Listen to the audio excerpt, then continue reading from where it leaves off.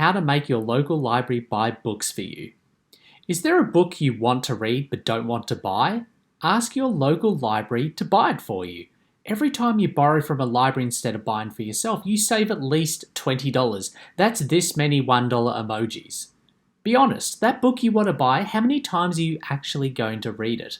Once? Less than once? Less than once is this many book emojis. Having possessions is so 1998. Bookshelves are the enemies of people who rent, like I do.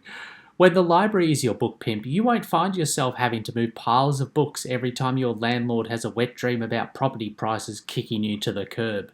It's free to ask the library to buy books, and you can fill out the form online from anywhere. It's also better for the environment because fewer books get printed.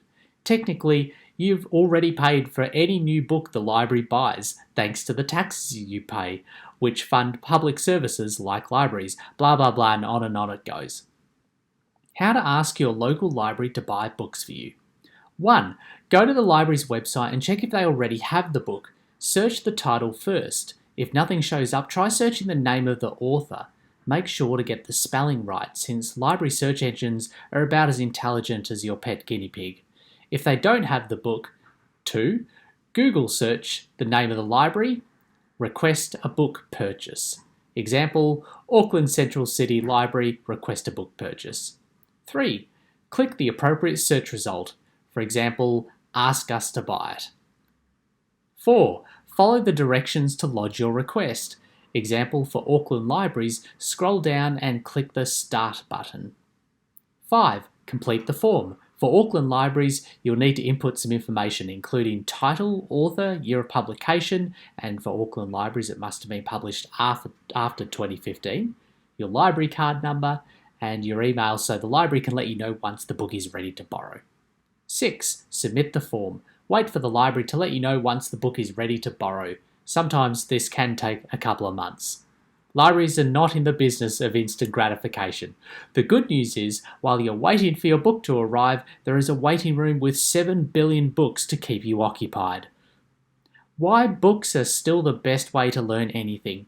As much as I love a good podcast, YouTube video, or blog post, I continue to find books to be the best and fastest way to learn anything beyond survival level basics.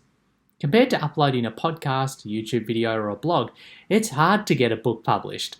There is the work involved in writing it, then there are gatekeepers such as literary agents, publishers, and bookstore owners. The good news for people like you and me is that any time we pick up a book, we are guaranteed a certain quality.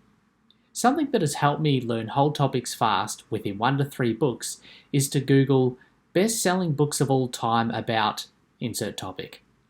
If a book has sold a lot of copies, it has helped a lot of people. Therefore, it's a pretty safe bet that it can help you and me.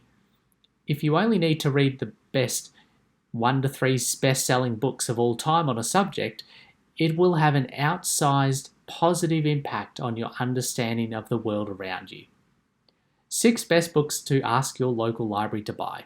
These are the best books I borrowed from Auckland Central City Library in the past 12 months. 1. Awaken the Giant Within, Tony Robbins. I put off reading a Tony Robbins book for so long. This book is all about peak performance. Published in 1991, it's one of the pillars in the canon of books that help you become the best version of yourself. 2. Give and Take, Adam Grant. This book presents the case for giving and how you will end up more successful if you go through life as a giver.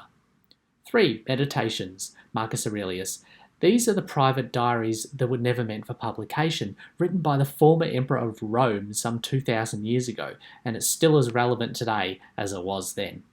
4. Taking Stock, Jordan Grummett. A look at personal finance and financial independence from the perspective of a hospice doctor. 5. The Boy, the Mole, the Fox and the Horse, Charlie Mackesy. I love a good picture story book, and this one is all about friendship and it's so moving.